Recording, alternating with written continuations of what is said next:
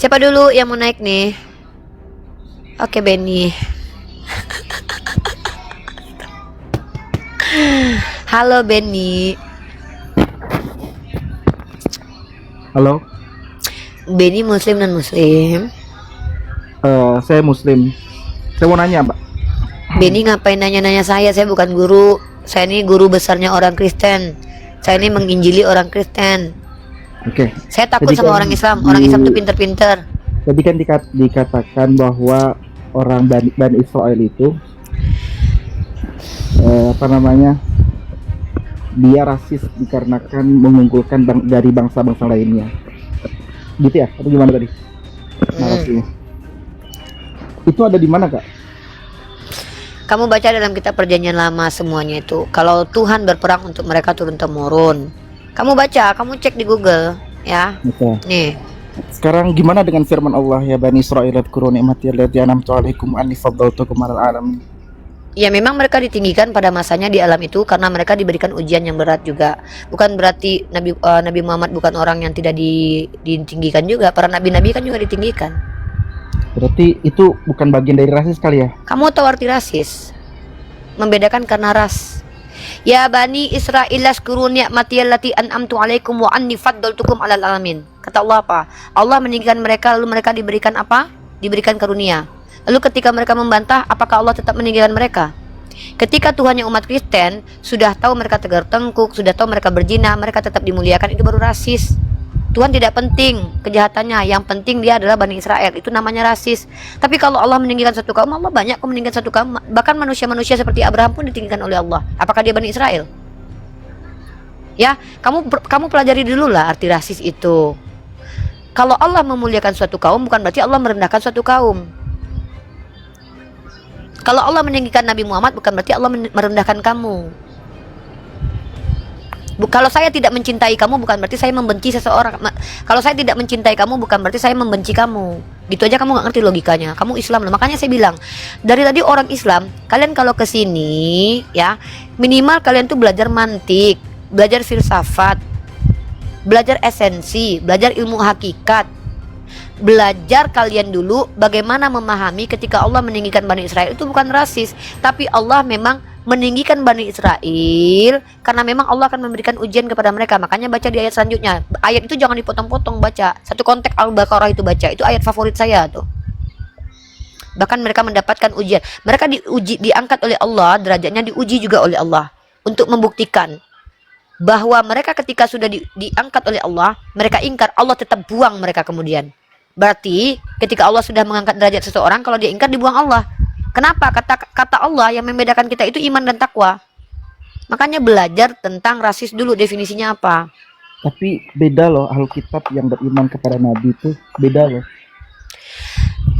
Kamu tahu nggak arti rasis dulu? Saya tanya. Coba definisi rasis apa? Enggak, karena kan di situ kan disebut. Saya tanya kamu arti rasis, tahu nggak arti rasis saja kamu nggak ngerti. Aduh, ini orang Islam nih kamu kayak Kristen, tau nggak? Persis kamu kayak orang Kristen. Bunglam. Saya tanya kamu arti rasis tahu nggak? Definisi rasis ngerti nggak? Kan tadi kakak sendiri yang Saya bilang. tanya kamu definisi rasis ngerti nggak, brother? Kan tadi kan kalau mau ngajarin saya terima kok, Dek. Misalkan kamu jauh lebih berilmu dari saya nih, saya terima kok. Tapi catatannya ilmu yang kamu berikan ke saya itu hasil pembelajaran, bukan hasil sok tahu. Maka saya tanya sama kamu, Oke, kamu ngerti nggak arti rasis, Ini Dek? prinsip ini aja Allahu ya. Ini kepada Nabi. Akbar. Kenapa saya itu paling malas sama orang-orang yang Kalau saya tanya arti rasis apa, meninggikan Dek? satu kaum itu bukan rasis. La haula wala quwata illa billah illahil aliyil azim. Meninggikan suatu kaum bukan berarti Allah merendahkan suatu kaum, ya. Kenapa? Karena ketika Allah meninggikan orang Israel, Allah memberikan juga padanan mereka, yaitu ujian terberat bagi mereka. Contoh, mereka dikuasai Fir'aun, anak mereka yang perempuan dibunuh, yang laki-laki dibesarkan. Makanya kamu baca di Al-Quran itu, Allah memberikan kepada mereka ujian yang berat pula. Bukan berarti Allah merendahkan satu kaum rasis seperti Tuhannya orang Kristen. Kalau Tuhannya orang Kristen, Israel itu walaupun sudah berzina, Daud sudah berzina, Yehuda meniduri menantunya, Tuhan tidak bunuh. Tapi yang dijadikan tumbal yang lain. Tapi kalau suku Amalek berbuat dosa dimatikan. Semuanya turun-temurun. Itu baru rasis. Kau orang Islam kau, tapi pemikiran kau kayak Kristen, turun kau. Rasis aja kau nggak ngerti. Makanya aku bilang, kalian orang Islam belajar dulu lah kalau mau naik sini. Hari ini aku debat semua kalian yang otaknya kayak orang Kristen, nggak peduli aku agamanya apa. Ditanya rasis artinya apa, nggak ngerti. Apa arti rasis? Kalau Allah meninggikan Bani Israel, bukan berarti Allah merendahkan satu kaum lainnya. Tapi Allah meninggikan itu ada alasannya.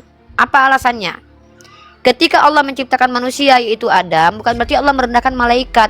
Ketika Allah memerintahkan malaikat untuk sujud menghormati Adam, bukan berarti malaikat itu direndahkan.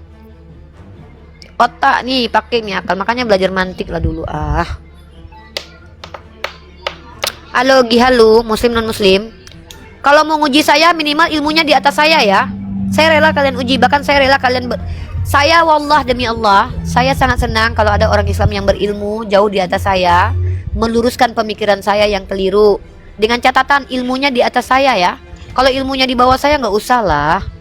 Saya nggak mau berdebat dengan orang-orang jahil, orang yang nggak ngerti arti rasis. Ya, membedakan seseorang karena etnisnya itu ya.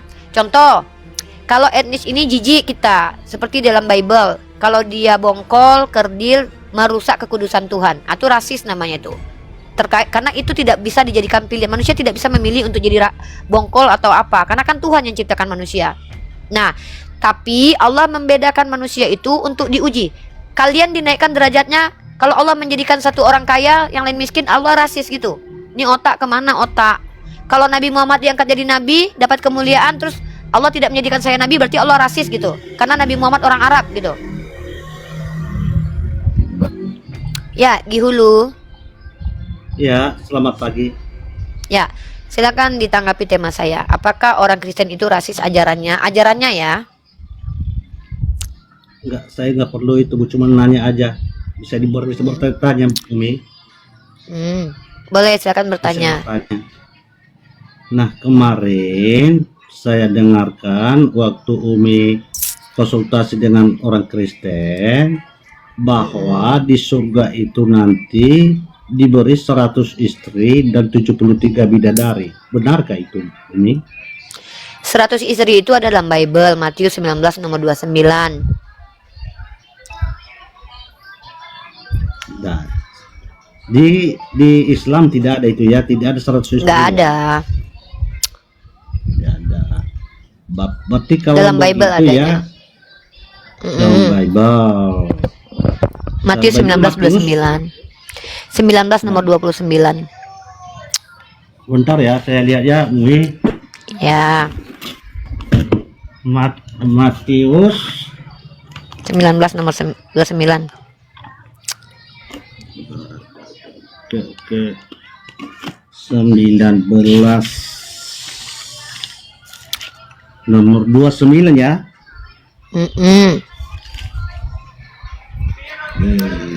Dan setiap orang yang karena namaku atau saudaraku, perempuan, bapak atau ibunya, anak atau ladangnya, akan menerima kembali 100 kali lipat dan akan memperoleh hidup dan kekal. Oh, Udah. itu maksudnya Umi. Oh. Udah dibaca? Udah. Udah. Nah, sekarang saya tanya ke Anda, ada nggak kata istri di situ? Di sini nggak ada. Nah, nggak ada kan? Kenapa LAI menghilangkan kata istri? Karena di teks aslinya ada kata geneika dan di dalam King James Version ada kata istrinya. Kenapa LAI menghilangkan kata istri? Malu ya bakalan dapat 100 istri ya. Coba kamu saya tunjukkan dulu datanya ya. Halo, Assalamualaikum. Sorry nih, lama nggak? Ntar ya, Dek. Ya, lanjut. Tunjukkan kamu datanya ya, nih. Kamu belajar ya, kitab kamu itu kan LAI. LAI itu menghilangkan kata istri di situ. Nih, kamu lihat ini ya. Matius 19 nomor 29. Perhatikan di sini tidak ada kata istri. Tapi teman-teman, perhatikan di sini di dalam King James Version-nya. Perhatikan ini. And everyone that had forsaken house or brethren or sister or father or mother or wife. Nih. Istri dihilangkan di LAI ya. Mungkin karena kalian malu bakalan dapat 100 istri, makanya dihilangkan. Ini kata istri ada. Nah, sekarang kita lihat di dalam Sinaiticus, teman-teman ya. Kodeks Sinaiticus ya. Ntar. Ini kita belajar tekstual ya. Kenapa kitabnya orang Kristen ini menyesatkan mereka? Karena mereka tuh mudah menghilang-hilangkan satu kata atau ayat dalam kitab mereka kok ya. Itu kenapa si Yonatan Purnomo mengatakan 6.000 kesalahan di dalam LAI. Saya akan tunjukkan kamu Sinaiticus, kodeks Sinaiticus dulu.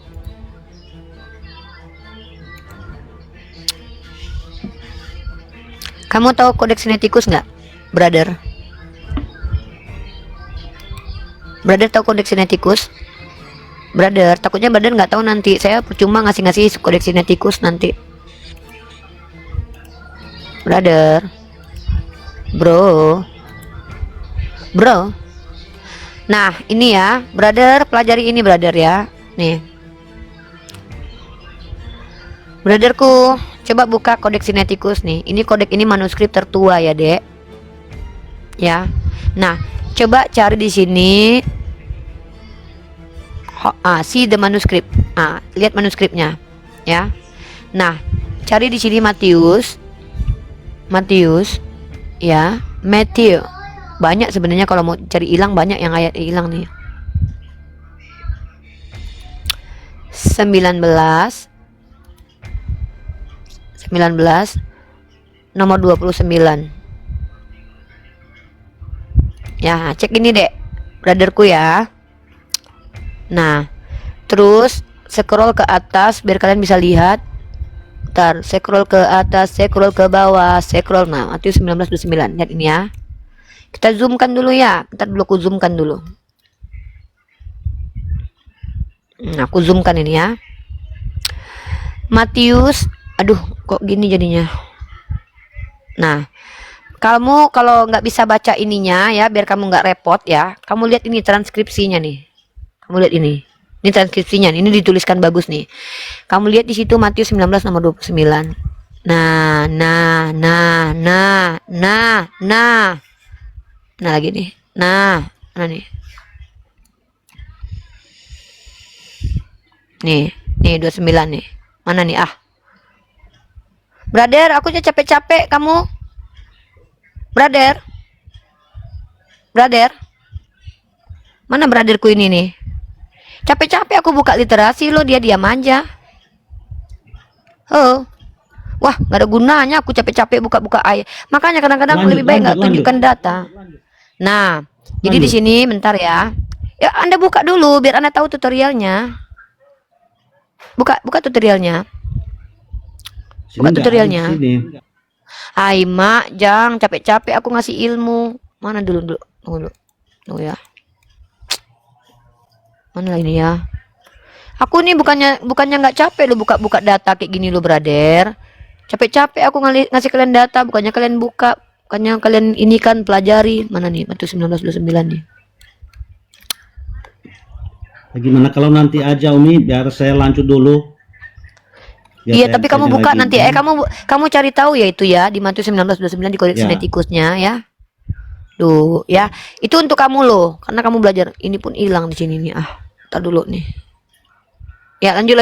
Nah, gimana? Saya pernah dengar. Saya nggak pernah baca Al-Qur'annya dan entah saya nggak pernah, cuman pernah saya dengar pada debatan ya, Mi. Nah, ini saya dengar bahwa di surga itu ada pesta seks. Iya, di surga Kristen ada, di surga Islam nggak ada. Di surga Kristen ada pesta seks. Ada dalam kitab Wahyu ya. Ada kamu tahu nggak arti pesta seks? Pesta seks itu dalam bahasa Indonesianya itu kata pesta itu bisa diganti dari kata perjamuan. Kamu cari deh di KBBI. Kata perjamuan itu sama dengan pesta. Seks itu sama dengan kawin. Nah, pesta kawin cuman ada di surganya orang Kristen. Nah, aku kasih kamu data lagi KBBI ya. Bentar ya. Pesta. Nah, perjamuan KBBI ya. Nih, aku kasih kamu data ya.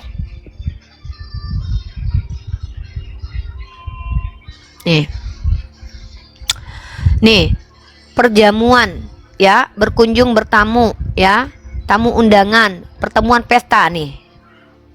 Perjamuan ini pesta artinya ya, Dek. Ya.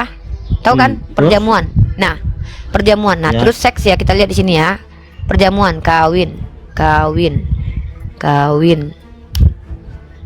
Nah, kawin ini membentuk keluarga dengan lawan jenis, bersuami atau beristri, menikah, melakukan hubungan kelamin, ya. Salah satunya adalah melakukan hubungan kelamin. Ya. Nah, sekarang kita lihat perjamuan kawin itu ada di mana? Di surga siapa? Nih. Ya, sorry, kok ini bahasa ini. Coba aku ganti dulu ke terjemahan baru, bentar ya. Nah, perjamuan kawin itu apakah ada di Al-Quran? Nggak ada. Kalau ada di Al-Quran kasih datanya ya. Nah, ini ya. Nih. Lalu ia berkata kepadaku, tuliskanlah berbahagialah mereka yang diundang ke perjamuan. Perjamuan artinya pesta ya tadi ya. Kawin artinya ini pesta skidi papap, anak domba. Nah, yang ada tuh di Wahyu, bukan di surganya Islam. Ya, di surga Islam nggak ada pesta seks. Nah, mungkin kamu bermaksud tentang azam Ustadz yang bilang pesta seks ya. Dia udah minta maaf nih, ya. Ya, dia udah minta maaf nih, dia mengaku salah, dia nggak ada ayatnya. Nih. Nih ya. Nih, kamu lihat nih. Ya. Nih. Gara-gara pesta seks nih. Ustadz Syam minta maaf soal ceramah kontroversi kenikmatan di surga, ya. Nih, dia minta maaf di sini nih. Salah satu nikmat dalam surga adalah pesta seks. Minta maaf karena inilah yang kita tantang dunia, inilah yang kita tantang dunia, kenikmatan besar. Ini dia. Lalu dia minta maaf karena dia mengatakan bahwa itu memang tidak diajarkan. Nih, dia meminta maaf secara terbuka dengan mendatangi kantor pusat MUI. Akhirnya dia udah minta maaf. Artinya kamu hanya melemparkan kesalahan omongan dari seorang ustadz. Nah, tapi secara data pesta seks itu adanya di dalam Bible, yaitu dalam kitab Wahyu. Adanya perjamuan kawin, begitu. Oh, itu menurut tafsiran Ibu ya? Oh, tafsiran ini orang. Saya bukan tafsiran, saya itu membuka data. Oh, kok saya nafsir? Emangnya saya penafsir? Saya bukan penafsir, saya pembawa data. Kan begitu tertulisnya. Pesta seks. Perjamuan itu sama dengan pesta. Seks itu sama dengan kawin. Jadi yang ada perjamuan kawin atau pesta seks itu adanya di surga kalian. Yaitu anak domba, nanti ada pesta kawinnya. Pesta kawin. Oh, begitu. Ya iyalah. Begitu. Masa nggak ngerti arti perjamuan? Kata perjamuan itu artinya kan pesta. Seks itu Saya artinya ngerti, kawin. Nah, Saya. yang ada perjamuan kawin di ayat mana? Di kitab siapa? Kitab umat Kristen atau kitab umat Islam? Jujur. Ya, di kitab Kristen. Ah, ya udah. Berarti pesta seks ada di mana? Nggak ada pesta seks. Perjamuan itu pesta, kawin itu seks. Ya. Kalau ada perjamuan kawin di kitab orang Kristen, maka pesta seks ada di mana? Ya, nggak perlu diperpanjangkan itu karena salah tafsir itu. Salah Saya tafsir. cuma tanya aja. Perjamuan itu artinya pesta, kawin itu artinya seks. Maka pesta seks ada di mana? Di Bible atau di Al-Quran? Kawin itu bukan seks. Artinya Kawin itu ngapain? Kawin ngapain kalau bukan seks? Hah? Kawin ngapain kalau bukan seks? Ada itu yang namanya Kawin rohani. di- Kawin rohani gitu. ada Yesus itu memberikan perumpamaan seperti tadi di Matius 29 Ya udah, itu. perumpamaan kawin apa? Apa? Nah, itu Perumpamaan yang kawin artinya perumpamaan yang di situ yang diberikan Yesus itu adalah berarti kebahagiaan. Nah, Kenapa berarti harus seperti kawin? orang kawin itu perkawin. Kenapa harus kawin? Bukan kawin langsung kawin fisik. Dari mana kamu tahu? Kamu udah ke surga belum? Udah pernah ke surga? Dado, inilah pertanyaan Yeah. yang bagus lagi. Enggak. Kalau belum pernah ke surga tapi kok tahu kalau kawinnya kawin bukan kawin fisik. Pertanyaan saya, ketika kalian menerjemahkan bahwa itu perumpamaan sementara itu adalah kitab Wahyu, pertanyaan saya, metode apa yang kalian gunakan menerjemahkan dan mentafsir ayat itu? Nah, bukan metafsir, tetapi di situ ada yang penjelasan, ada juga firman. Coba tunjukkan penjelasannya kalau itu bukan kawin kelamin masuk kelamin. Coba tunjukin saya di mana ayat mana itu? Ya memang nggak ada, tetapi itu Ya mana perumpamaan. penjelasannya? Ya mana penjelasannya kalau itu perumpamaan, mana dalilnya? Nggak apa-apa, nggak apa-apa.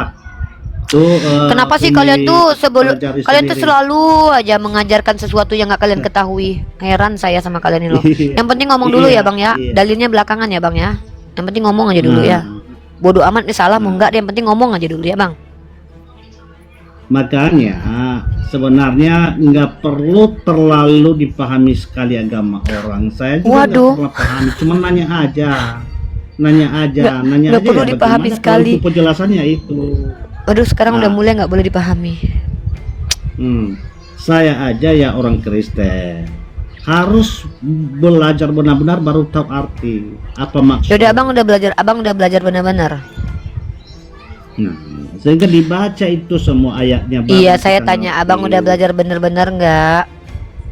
Ayo deh gini Udah aja deh. belajar. Ayat mana yang anda sudah pelajari yang baik, betul-betul anda paham, yang anda kuasai ayat mana? Nah, saya nggak terlalu hafal-hafal aja. Yang penting udah Katanya mendengar saya pesan belajar saya. benar-benar, giliran ditanya mana yang dipelajari nggak tahu. Hai mak, Nah, hai mak Jang, astagfirullahaladzim. udahlah Umi, cuman aku nanya aja karena kemarin itu ada penjelasan, tetapi berarti sekarang pesta seks itu nggak ada ya, nggak ada sampai Nggak ada, tapi abang masalah alhamdulillah tahu kan kalau perslasik itu adanya di Bible. Nah, jangan bahas Bible dulu karena saya yang lebih tahu.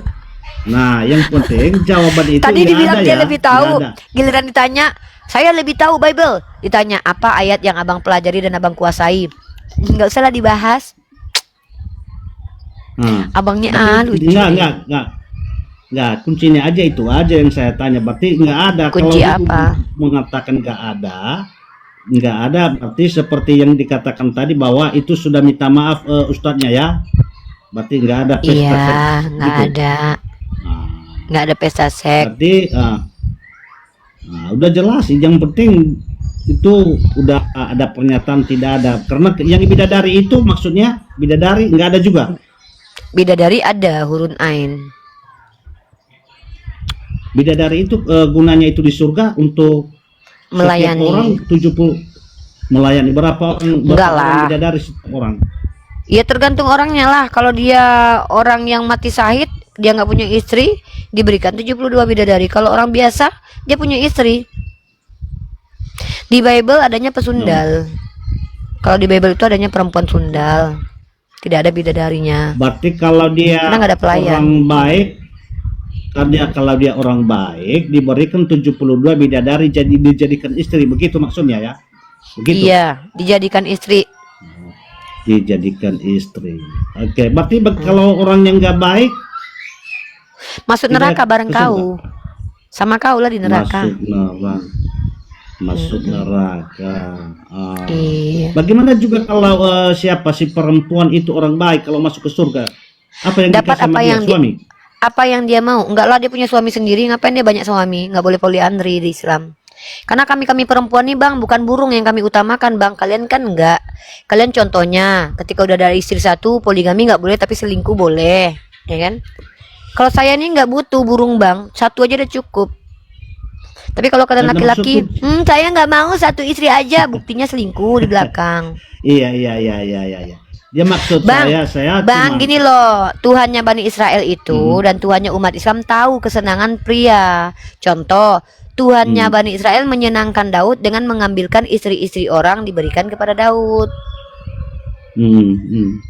Tuhannya orang Nah, Israel maksud dengan Tuhan saya- abang kan beda. Bentar dulu saya menjelasin nih. Tuhannya umat Islam tahu kalau kesenangan bagi pria ini adalah perempuan. Tuhannya Bani Israel juga tahu kesenangan pria adalah perempuan. Makanya Tuhan Bani Israel belum di surga aja, di dunia aja udah dikasih istri poligami banyak. Nabi-nabi kalian. Contoh, dalam 2 Iya. Samuel pasal 12 nomor 7 dan 8. Istri-istri orang diberikan kepada nabi kalian, itu Nabi Daud. Nah beda dengan Tuhan kami Tuhan kami di dunia dibatasi cuma 4, itu pun kalau mampu. Kalau nggak mampu lebih baik 1. Di surga nanti baru diberikan, karena di surga pasti sudah mampu, karena fisik, bentuk semua sudah diperbaiki. Nah tetapi di Kristen di dunia bahkan diambilkan bini-bini orang. Tuhannya kayak gitu Ulang kelakuannya tanya beda. dulu, Bu. Biar jelas dulu Bu. Jika katakanlah ibu sekarang baik, mungkin masuk surga, ibaratnya ya, misalnya ya Bu, misalnya kebetulan suami ibu kebetulan orang tidak baik masuk neraka, bagaimana itu? Ada suami Biasanya ibu lagi di surga. Bang, saya ini kan bukan tukang vonis siapa ke neraka siapa ke surga nih, ya kan?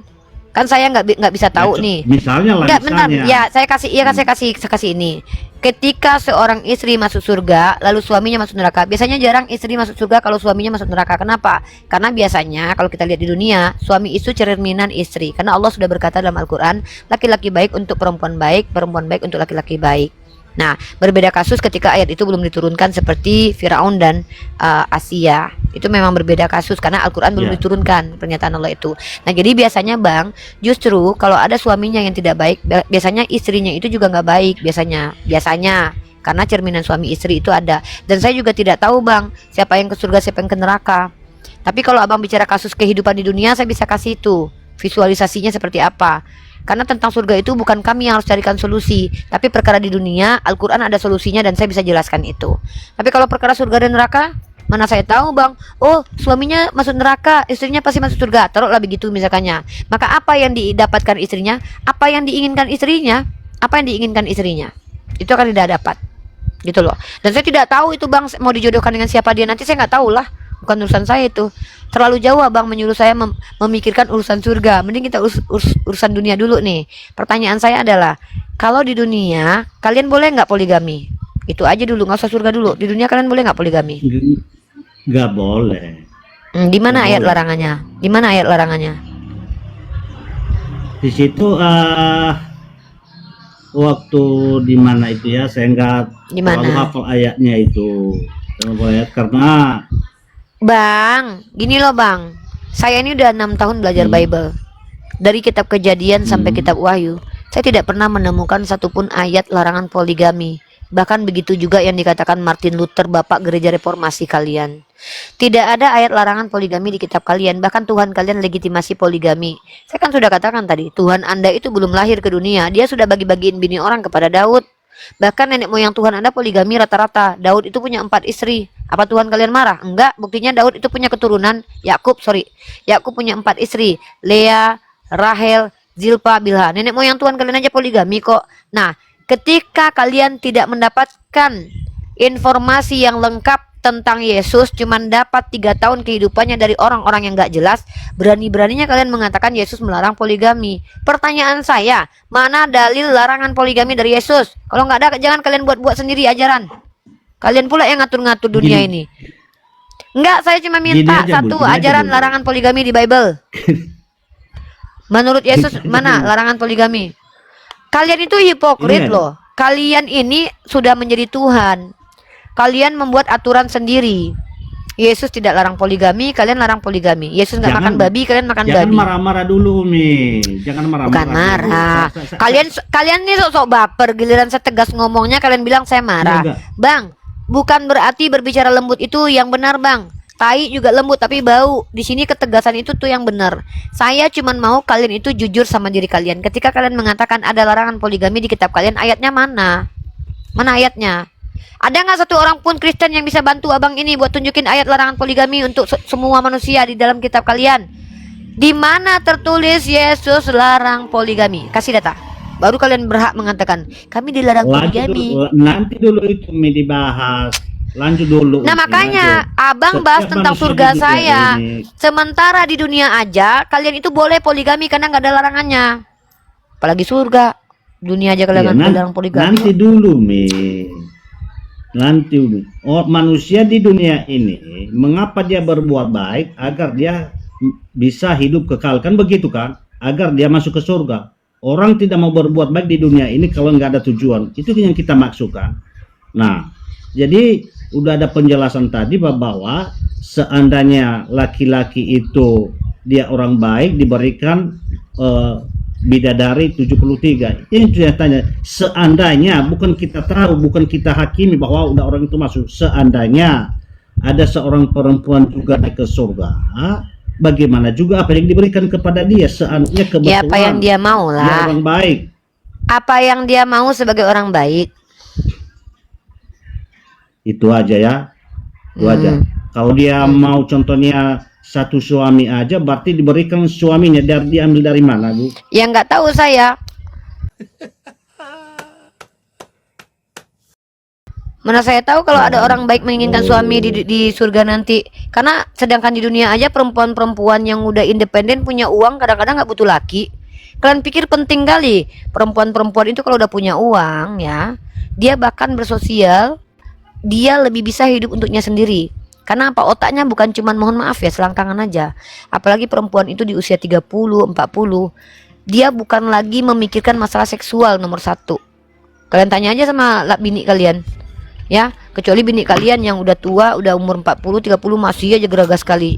Kalau kami enggak, kalau kalian laki-laki enggak, makin tua makin jadi kalian. Kalau kami bukan. Perempuan baik-baik itu otaknya bukan cuman kelamin aja, Bro. Yang di otak perempuan baik-baik adalah bagaimana dia berkumpul dengan anak-anaknya yang dicintainya, orang-orang yang dicintainya, bersosialisasi, makanya ada sosialita. Sosialita itu di mana perempuan-perempuan berbicara dengan sahabat-sahabatnya, bahkan dia lupa waktu tuh, kadang lupa dia kalau dia udah punya laki. Ini psikologis perempuan. Perempuan dan laki-laki itu beda kesenangannya. Kalau kalian laki-laki cari uang buat perempuan, naik jabatan buat perempuan, ujung-ujungnya perempuan kalian cari. Kalau kami mana ada, kami kalau udah punya uang, kalian pikir mau kali kami punya laki? Enggak, brother. Kalau sudah kaya raya saya ini ya, saya sudah kaya raya, bisa bikin sekolah 10 biji. Mau kali punya laki? Enggak Apakah juga. semua perempuan seperti itu, Bumi? Saya rasa perempuan Ya kau nggak tanyalah seperti itu perempuan. Ya kau nanyakan sama aku, Bro. Aku kan perempuan, kecuali aku separuh laki-laki, separuh Iya. perempuan. Ya lucu semua. Anda. Masalah perempuan nggak semua Anda- seperti itu.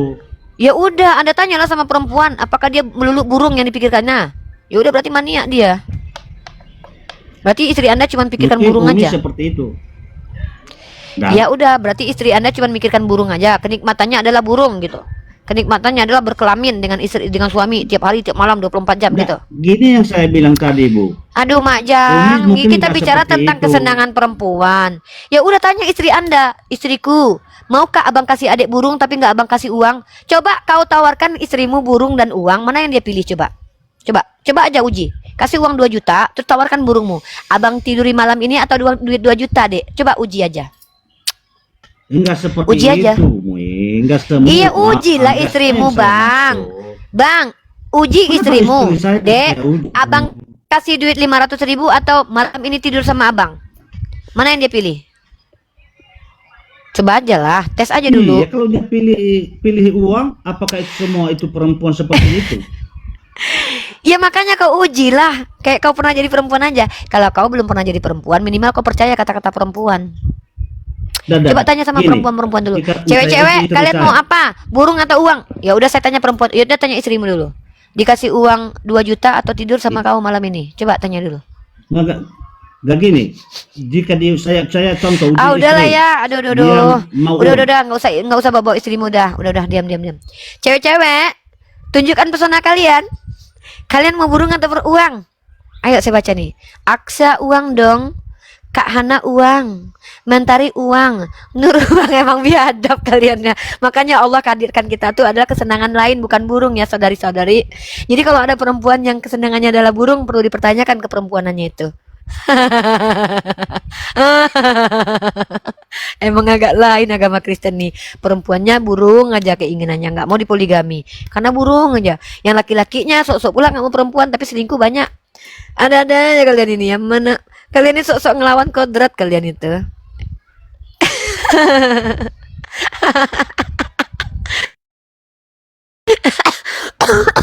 Apa kata lakinya? Adekmu abang sumpal mulut bawah mulut atas aja bang. Adek maunya makan enak, adek maunya duit, adek maunya emas, burung abang bawa ke sana pergi. Gini kami kalau perempuan, bro. Kalau kami perempuan begitu, bro. Beda sama kalian laki. Laki mau miskin mau kaya tetap aja ada perempuan.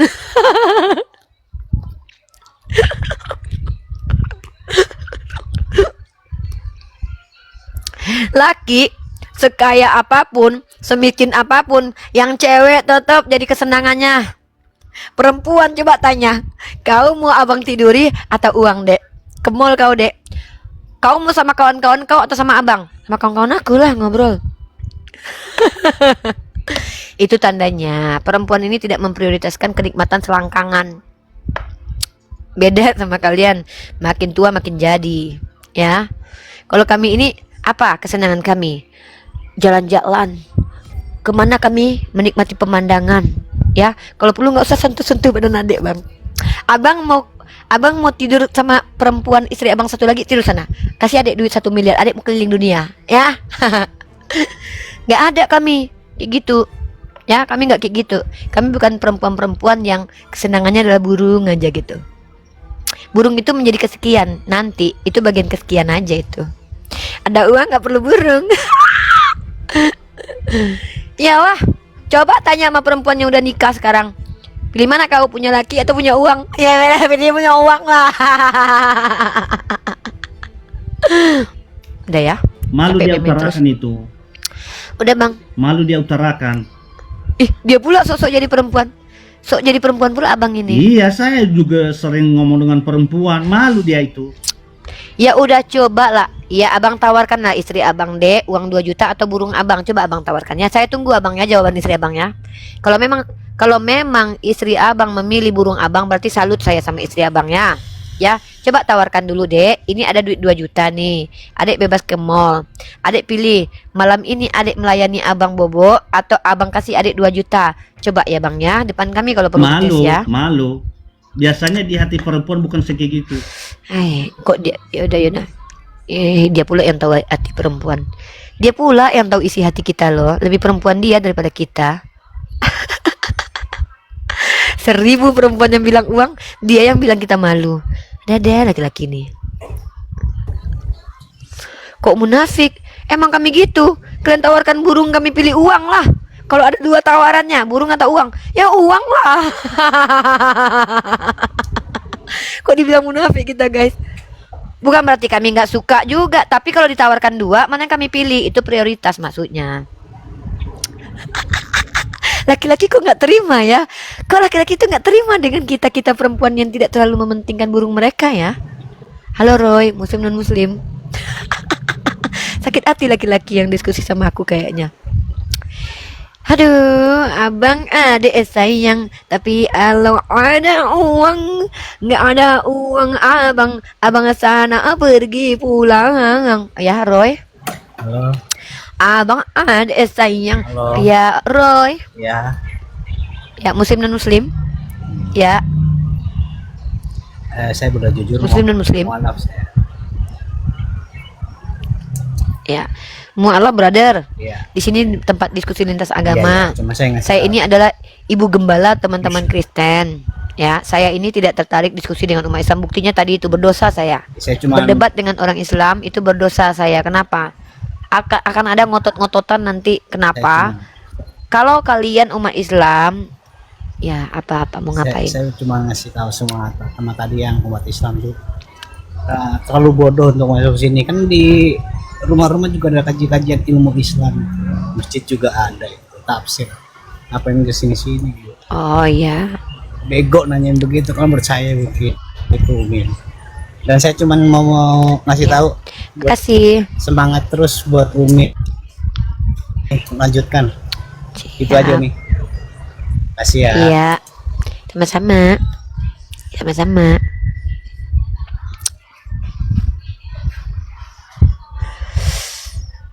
Abang pilih yang mana? Yang muslim. Kalau kalian berdebat sama aku berdosa, kalian berdosa juga. Kenapa? Takutnya kalian nggak paham arti kata yang aku bawakan, ya. Contoh kayak tadi ngaku Islam ditanya rasis, dia nggak ngerti, ya. Halo Baban Subari.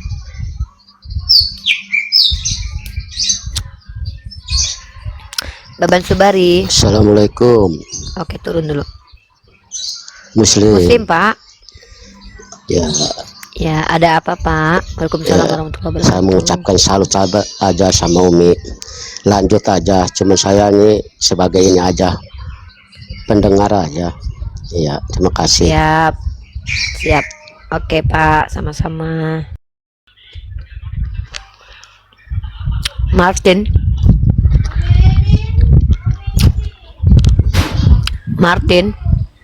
Oh, Muslim dan muslim? muslim teh. Kunaon? Kumaha? Enggak, pengen nanya aja. Kalau Nanya.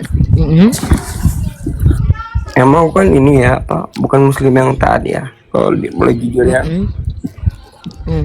Tapi kalau dengar agama kita sama nabi kita dihina, aku sakit hati banget gitu, marah gitu.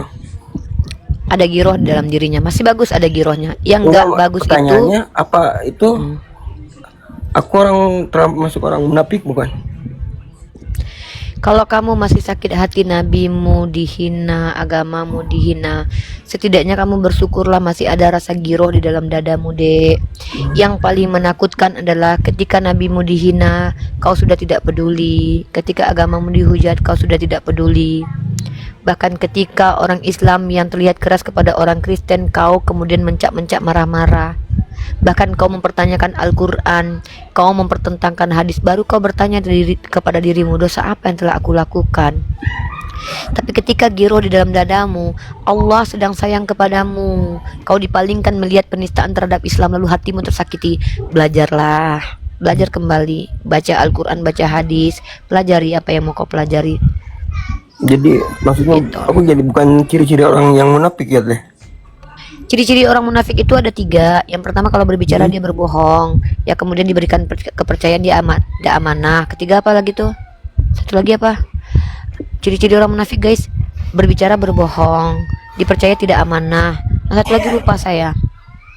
Satu lagi apa ciri-ciri orang munafik? Nah, kamu sadar diri aja, ada nggak ketiga hal itu di dalam dirimu?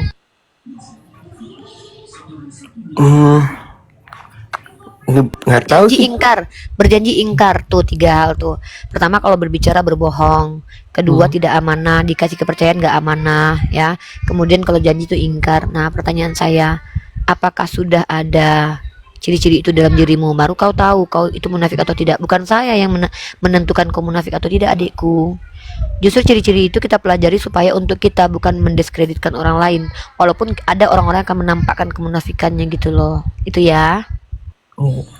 Iya teh. Tapi agak bingung Iya, iya. kayak yang aku takutnya jadi. Berarti Allah sayang sama kamu, kamu disuruh belajar itu. Udahlah, kembali kepada esensimu sebagai manusia. Belajarlah kembali, bacalah minimal 1 hari itu 1 jurnal kah? Bacalah ayat Al-Quran satu surah 1 ayat kah? Bacalah. Bagaimana kamu mau bisa menjawab penistaan orang terhadap agamamu kalau kamu nggak tahu? Kalau saya sudah meninggal, Bang Zuma sudah meninggal, terus kalian mau mengharapkan siapa menjawab membantai orang Kristen? Kalau ternyata kalian nggak pernah belajar selama ini, ya belajar ya. Belum, saya aja 38 tahun saya kuliah. Umur masih berapa umur? Aku baru 25 teh. Umur 25, banyak belajar ya, Dek, ya. Uni aja udah 35 tahun kuliah, 38 tahun mau kuliah terus sampai mati. Uni mau kuliah aja rasanya terus. Bukan untuk dapat legalitas gelarnya aja, untuk ilmunya. Ya, biar kita tahu metode-metode ya. Belajar ya, Dek ya. Semoga Allah menambahkanmu ilmu pengetahuan sehingga engkau adalah calon ulama masa depan, insyaallah ya. Amin amin teh. Amin. Sehat-sehat, Udah, teh. adikku. Makasih teh ya. Iya, waalaikumsalam warahmatullahi wabarakatuh. Teman-teman belajar, yang muda belajar, yang tua belajar, ya. Ya, itulah dia teman-teman penginjilan Bunda Gembala pada kali ini. Nah, apa pembuktian, dalil-dalil bahwa di Kristen itu? Kita tanya ChatGPT aja ya, teman-teman ya. Kita pelajarin nih.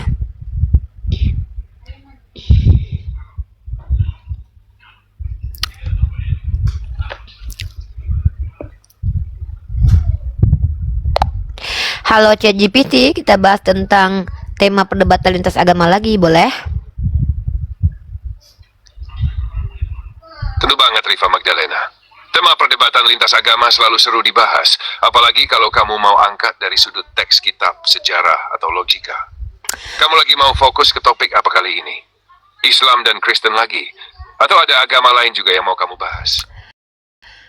Oke, saya mau jawab dulu nih Anita nih. Anita, siang Umi, kalau agama kita dihina diam saja, serahkan kepada Tuhan, jalani masing-masing agama. Itu bedanya kita ya. Kalau Tuhan kamu diinjak, kamu diam aja. Tapi coba orang tuamu dihina, pasti kamu akan bereaksi. Sebenarnya kamu tidak memenuhi kitab sucimu. Bahkan kamu tahu tidak, membela kehormatan Tuhan itu justru membuat Tuhan tidak murka. Nih, karena kamu nggak percaya sama kitabmu sih, ya. Saya tunjukkan sama kamu. Bukti kalau Tuhannya umat Kristen itu ya. Nih.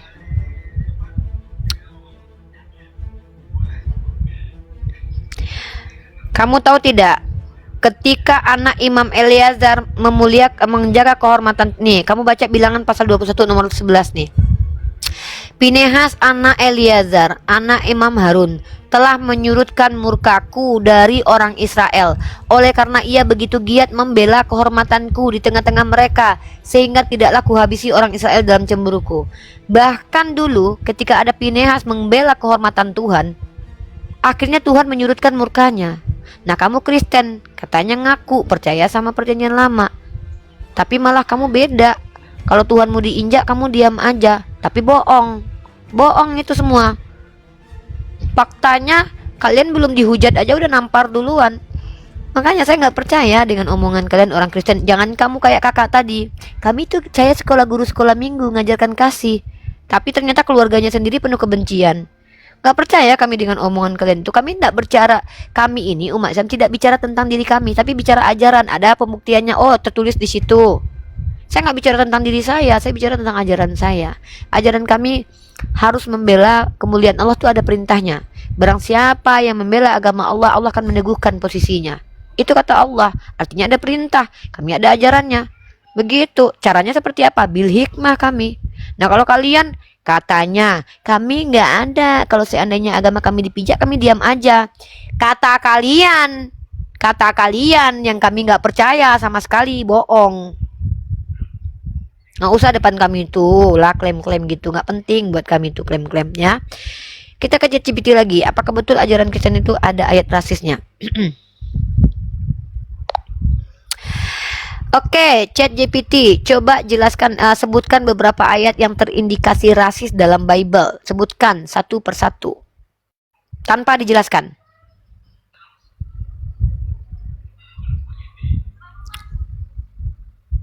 Siap. Ini beberapa ayat yang sering dianggap terindikasi rasis dalam Bible. Ulangan 7, 2 dan 3, Imamat 25, 44 dan 6. Ulangan 20, 11, Ezra 9, 1, 2, Nehemia 13, 3, Yesaya 60, 10, 18. Banyak kali, bah. Mazmur 137, 2 Yohanes 1, 10, 11, Yosua 16. Banyak kali. 1 Samuel 15, 3. Kalau kamu mau, nanti kita bisa kupas satu persatu. Kamu tertarik mulai dari ayat mana dulu? Ayo kamu bacakan ayatnya satu persatu. Dibacakan saja ya.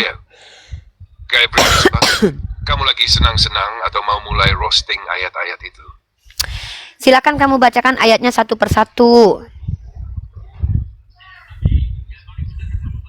Halo, Oke, Miri Rico dan Magdalena. Kakak Bayu. Aku bacakan teks Bentar ayatnya ya. satu persatu. Ulangan 7, 2, 3.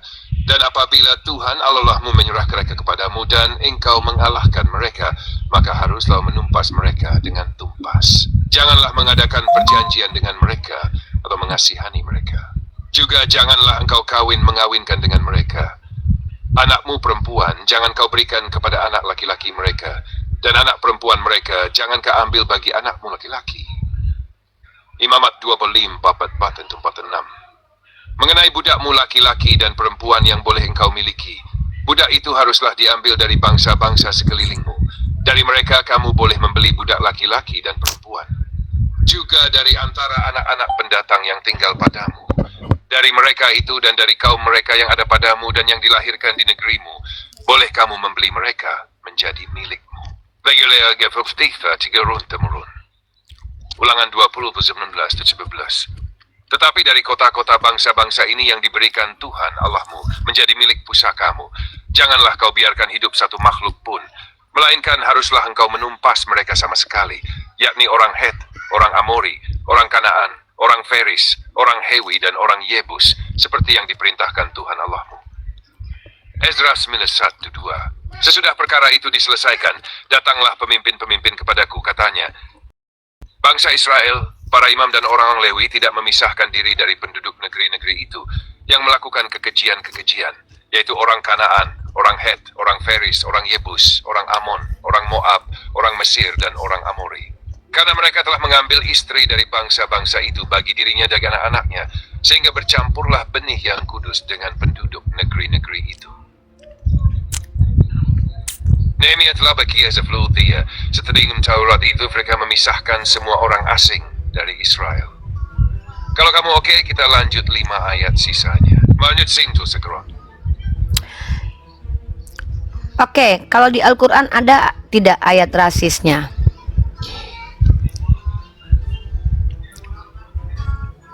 Pertanyaan ini penting banget, Riva Magdalena, apalagi buat perbandingan objektif. Jadi gini ya, kalau kita pakai definisi rasisme sebagai perlakuan diskriminatif berbasis ras atau etnis, Al-Quran tidak mengandung ajaran rasisme.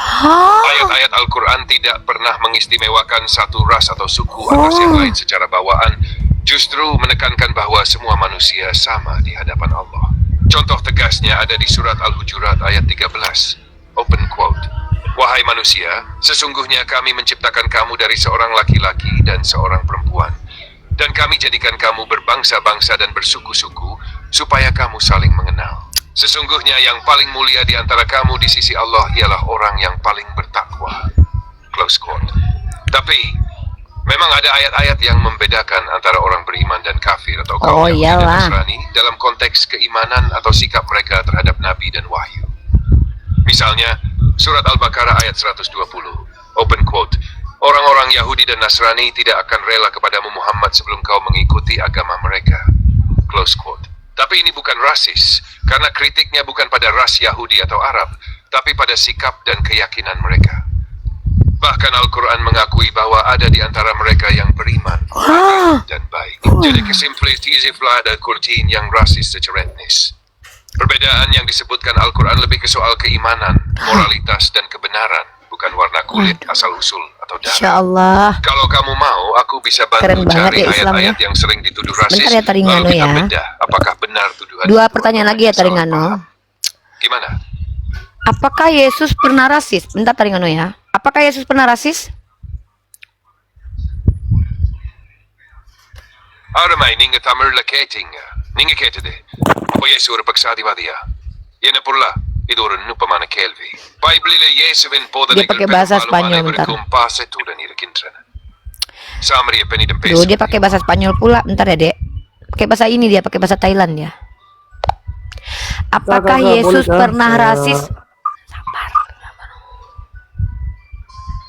Pertanyaan yang jujur dan penting. Limit dulu. Riva Magdalena. Jawabannya enggak sesederhana ya atau tidak. Karena tergantung kita melihat dari konteks dan teks. Ada satu momen yang paling sering diperdebatkan. Yaitu saat Yesus bertemu perempuan Kanaan dalam Theus 19 dia sumpah. Saat perempuan itu minta tolong agar anaknya disembuhkan, Yesus awalnya menolak dengan berkata, open quote, aku diutus hanya kepada domba-domba yang hilang dari umat Israel. Lalu dipikir tidak patut mengambil roti dari anak kaim kepada anjing. Close quote. Kata anjing di sini sering dianggap merendahkan, karena dalam budaya Yahudi saat itu bangsa non-Yahudi dianggap tidak tir. Tapi kemudian perempuan itu menjawab dengan rendah hati dan penuh iman. Akhirnya Yesus berkata, openku besar imanmu. Jadilah kebaik seperti yang kau kehendaki. Dan anaknya pun sembuh saat itu juga. Close quote. Jadi itu rasis. Banyak orang Kristen menjelaskan bahwa Yesus sedang menguji iman si perempuan, bukan menunjukkan rasisme. Tapi dari sudut pandang luar, terutama kalau dibaca secara literal, perkataannya memang sangat eksklusif dan bisa terasa merendahkan. Dan kita juga harus jujur bahwa Yesus beberapa kali memang menyatakan bahwa misinya terutama untuk umat Israel, bukan untuk seluruh dunia di masa hidupnya. Tapi di sisi lain, ada momen-momen Yesus menyentuh dan menolong orang non-Yahudi, misalnya perwira Romawi yang disembuhkan hambanya karena iman, atau orang Samaria yang dijadikan contoh dalam perumpamaan sebagai yang lebih baik dari imam dan orang Lewi. Jadi, itu tergantung sudut pandangmu. Apakah kamu Kontradiksi melihat ya. dia sebagai tokoh historis dari budaya Yahudi abad pertama? Kontradiksi dia atau ya. sebagai Tuhan yang inkarnasi?